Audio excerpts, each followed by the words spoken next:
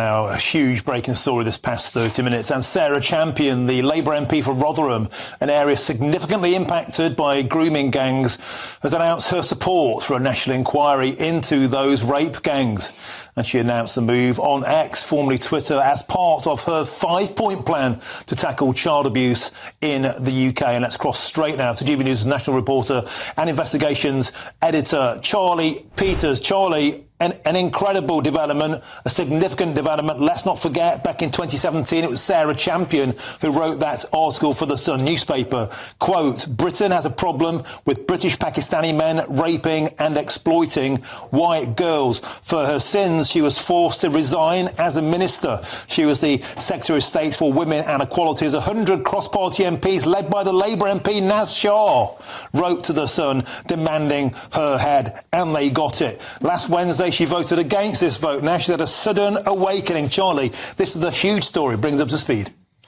Well, Martin, you've detailed some of the history there with Sarah Champion, who had to endure quite a significant attack on her reputation when she spoke so stridently about this crisis in 2017. But now, 8 years later, with the national focus on this scandal, she has a new intervention to make, and that is breaking with the Prime Minister, Sir Keir Starmer, breaking with the Labour Party's official position on this story and calling for a national inquiry that is locally led. It's a 5-point plan that she's posted on X, and it goes into some detail demanding what she would like to see policy-wise on this issue, because it's more than just an inquiry she's calling for, Martin. She's also making reference to some investigation into the motivations of grooming gang members. At the top, she says the first demand that the government must implement the ICSA inquiry recommendations. She wants a timetable and ring-fenced resources. Many critics of the government say that last Monday they only announced some of those recommendations on the back of the focus on this issue. The second point is, are grooming gangs still happening? Have cases been missed? She wants all local authorities and police to audit child protection referrals linked to CSE over the last 10 years. A British-wide assessment which could trigger investigations if there's an immediate inquiry, especially if an area says they do not have a problem with CSE. And then, I suppose, the most crucial section is the third point, a national inquiry. She says that local inquiries do not have the power to compel witnesses and evidence, nor would they satisfy the public concern of cover-ups. And, Martin, there is an extensive public concern of cover-ups. She says there needs to be a national Telford-style model which is nationally resourced and victim-centred. She said that triggers to roll out Home Office support would be victim and survivor reports, self-referral by local councils or police, or concerns raised from the independent panel. She said that ongoing prosecutions, risks and disciplinaries would be parallel to that approach. And then, of course, yes, as I was referring before, that commission to work on the motivations of grooming gang members. Now, I think Sarah Champion, as you said, at the top, Martin, she probably knows more about this scandal than any other MP based on her position as the member for Rotherham. She was in post during so many of those appalling atrocities exposed in the South Yorkshire town. She was there for the 2014 J report, but also, crucially, the Casey report in 2015, which was specifically into Rotherham Metropolitan Borough Council, which exposed grave failures and indeed cover-ups by politicians, in particular councillors, but also those who failed to investigate and those who chilled investigation with false and deplorable accusations of racism. Sarah Champion has seen all that, but she also knows that nationally we've never really had a focus on the grooming gang scandal. She knows that we do not know about the motivations of this sort of abuse. She says, we know about the crime, we do not know the reasons for the crime. Is it just power and opportunity, or is there something deeper we are failing to address? Well, she tried to address it, didn't she, Martin, as you said, in 2017. With that very striking article in the Sun newspaper. It attracted so much criticism, but I've heard from Labour figures over the years telling me that Sarah Champion was attacked for telling the truth. And it's that attempt to inspire further investigation that was shut down. There has been no proper academic or government-led investigation, inquiry or assessment of the motivation of grooming gangs. Do they specifically target white girls for some reason? Is there an issue with clannishness behind the predominantly Pakistani makeup of many of these gangs? How does cousin marriage interact with grooming gangs? Martin, these are key questions not just for our understanding of this issue, but frankly for our ability to tackle child sexual exploitation. But frankly, we just do not have the answers. Sarah Champion, with her intervention, is calling not only for a national inquiry, but also a commission to review what causes these grooming gangs so that we can better adequately tackle the motivations behind grooming gangs. Charlie Peters is an incredible breakthrough. This is somebody who's had their finger on the pulse of this issue for many years, breaking ranks with the Prime Minister, breaking ranks with the party. There'll be huge questions asked as to why this is happening.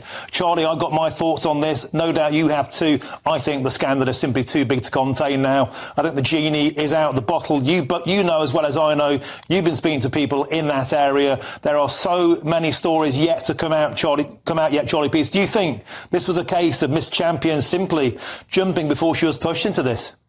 I don't think she'd ever really be pushed. I think Labour possibly are quite keen for this story to go away. They're quite keen for the coverage of the grooming gangs issue to pass because it has caused such a headache for the Prime Minister. And really, in terms of Labour figures who've sparked this challenge, the first people to call for an inquiry were Blue Labour, that group within the party, typically seen as more conservative-leaning. Maurice Glasman, a Labour peer, he backed a national inquiry. He told GB News exclusively he was doing so the day before the vote. But then we saw Andy Burnham after the vote on Thursday, the Manchester Mayor, calling for a limited inquiry. I now understand that what he means by limited is more a specific national inquiry, e.g. looking directly into the grooming gang scandal rather than a broader inquiry that we saw with ICSA. We've also seen Dan Carden, the Liverpool MP, breaking with Labour on Saturday. He was the only sitting MP to make a call at the time. He said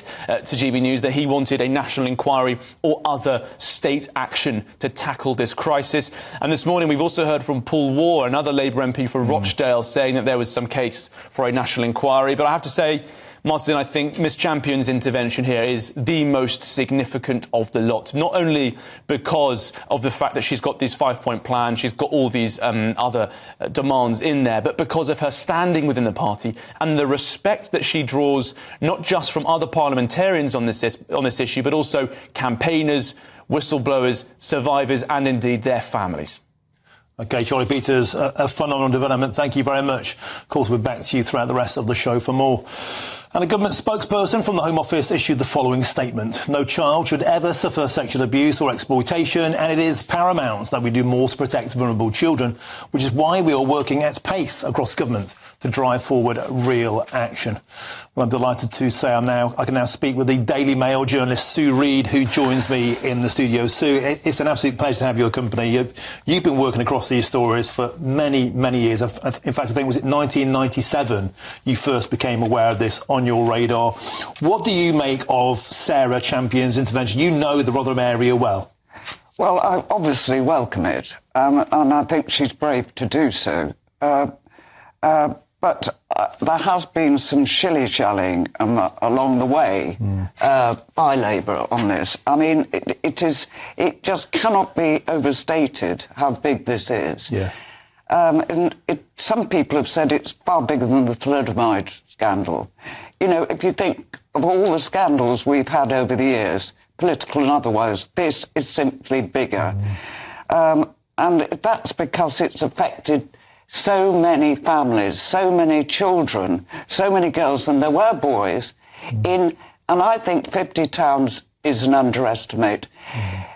These gangsters, because that's what they are, they're rape gangsters. That is the right term for them.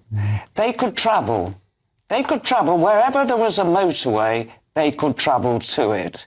And it doesn't always mean there's a Pakistani Muslim or Afghani or whatever community there. It's where the white girls were waiting. Yeah. That is the point.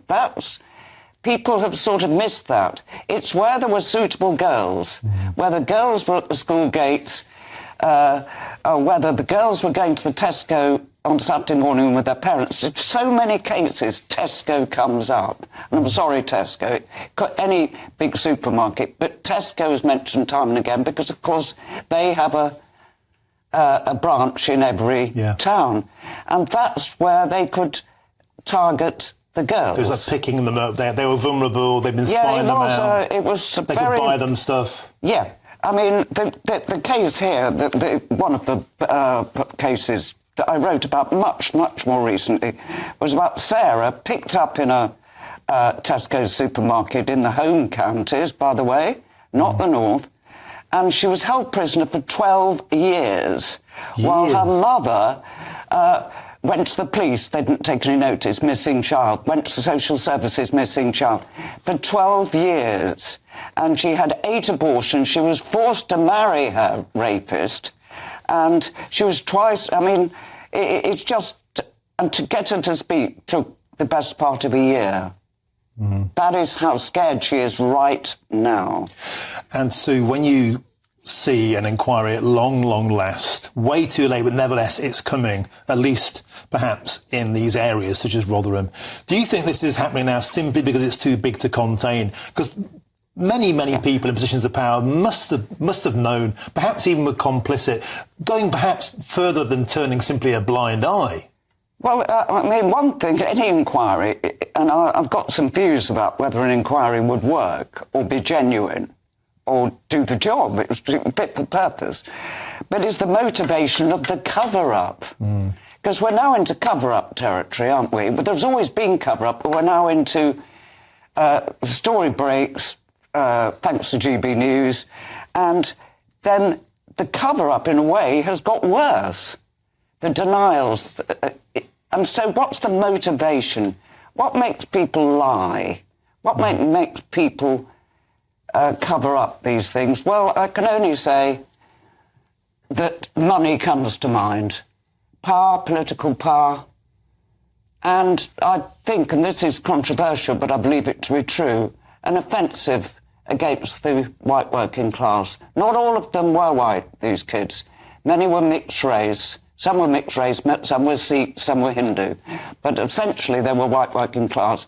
And it makes you wonder whether it was, yet again, the white working class of this country that have been done down systematically, mainly by left-wing governments, left-leaning governments, over the last 40 years.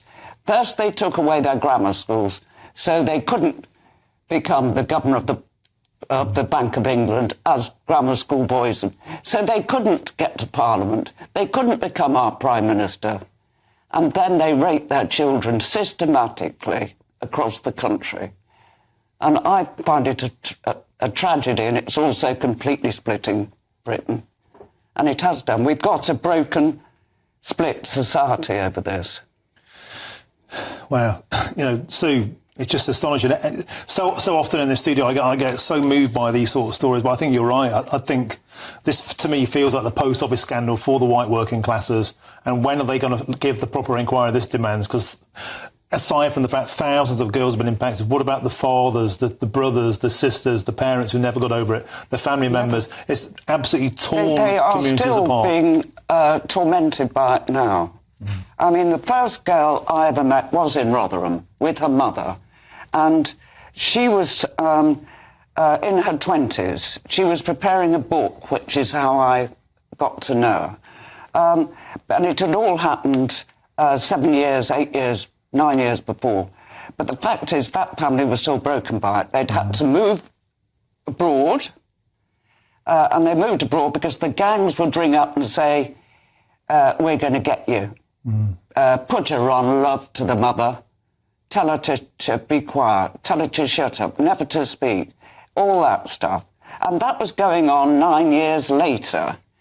They were so keen for her not to tell the truth about the atrocities that have been meted out against her, and that is still happening, I'm certain. And also, some years later, much more recently, I mean, 3 or 4 years ago, I went back to see the girl, and she took me round Rotherham, and she showed me where it was happening that night, and we did a piece about it. So right by the bus station, where she had been raped in her white socks, I have to tell you. White socks were spattered with blood afterwards when she was raped and pictured and mobiled and whatever by a group of, very, very vile men. She was left to go home on the bus alone.